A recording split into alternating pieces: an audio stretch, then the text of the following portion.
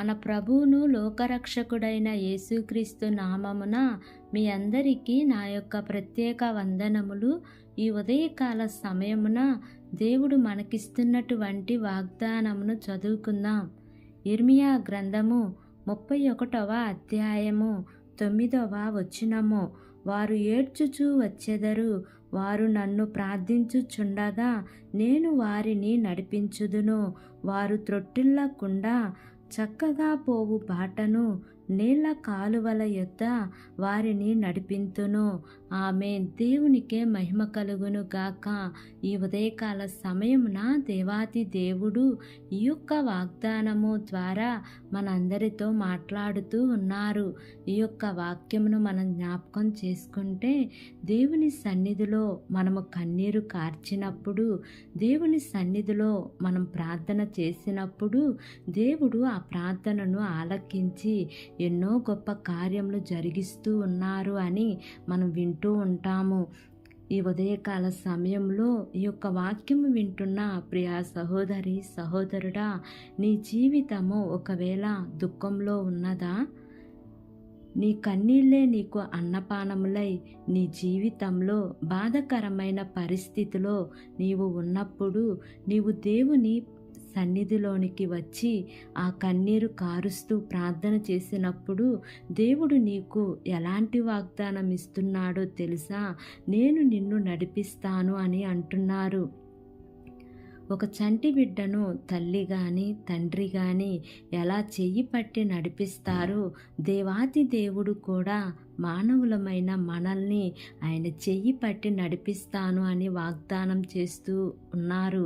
నిజంగా ప్రభువే మనల్ని నడిపించారంటే తప్పుదారిలోనికి మనం ఎందుకు వెళ్తాము?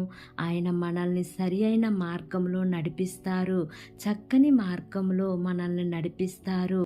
మనము మేలులు పొందే మార్గంలోనే మనల్ని నడిపిస్తారు. తనకు మహిమ వచ్చే మార్గంలోనే మనల్ని నడిపిస్తారు. నీటి ఓటల యొద్దకు ఆయన మనల్ని నడిపిస్తాడంట. చక్కని త్రోవలో మనల్ని నడిపిస్తాడంట. అంతేగాని ఆయన మనకు కీడు కలిగే మార్గంలో దేవుడు నడిపించడు.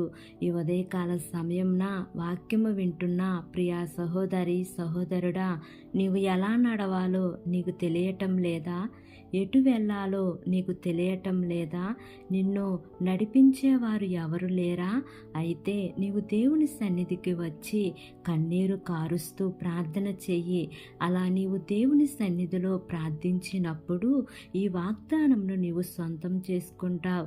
కాబట్టి ఈ వాగ్దానంను నమ్మి ఈ వాగ్దానం ప్రకారంగా జీవిద్దాం. దేవుడి వాగ్దానము మనందరి జీవితంలో నెరవేర్చబడును గాక. ఆమేన్. ప్రార్థన చేసుకుందాం.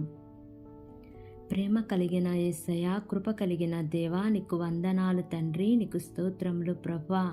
ఇంతవరకు నీ కృపలో మమ్మల్ని కాచి కాపాడిన విధానాన్ని బట్టి నీకు వందనాలు తండ్రి. ఈ ఉదయకాల సమయమున మీరు మాకు ఇచ్చినటువంటి ఇట్టి వాగ్దానాన్ని బట్టి నీకు వందనాలు తండ్రి. ఎంతమంది బిడ్డలు ఈ వాక్యమును విని ప్రార్థనలో ఏకీభవిస్తున్నారో తండ్రి, ప్రతి కుటుంబాన్ని మీరు జ్ఞాపకం చేసుకోండియా. నీ మేలుల చేత వారిని తృప్తిపరచమని అడుగుచున్నానయ్యా. ఏ కుటుంబంలో శాంతి సమాధానం లేక నాయనా ఉన్నారో అట్టి కుటుంబాలలో నా ప్రభువా, నీ యొక్క శాంతిని సమాధానమును నెమ్మదిని మీరు వారికి అనుగ్రహించమని మిమ్మల్ని వేడుకుంటున్నానయ్యా. అయా, మీరు మమ్మల్ని నడిపించే దేవుడవు కనుక ఈ వాగ్దానం వింటున్న నీ బిడ్డలందరినీ మీరు నడిపించండి అయ్యా. చక్కని బాటలో వారిని తీసుకుని వెళ్ళి వారిని గమ్యానికి చేర్చమని మిమ్మల్ని అడుగుచున్నాను తండ్రి. నీకు స్తోత్రములు దేవా. మా దేశమును, దేశ ప్రజలను, దేశమును పరిపాలిస్తున్న ప్రతి అధికారుల కుటుంబాలను మీరు దీవించండి దేవా. అయా, వారందరికీ కూడా మంచి ఆరోగ్యమును దయచేయండి దేవా. వారు ఏ పని చేసినను సఫలతను మీరు వారికి అనుగ్రహించండి అయ్యా. వారి ప్రయాణాల్లో క్షేమాన్ని ఇవ్వండి తండ్రి.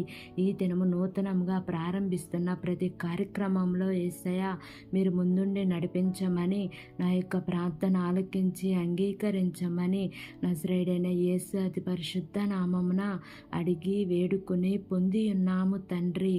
ఆమేన్, ఆమేన్, ఆమేన్. Praise the Lord. God bless you all.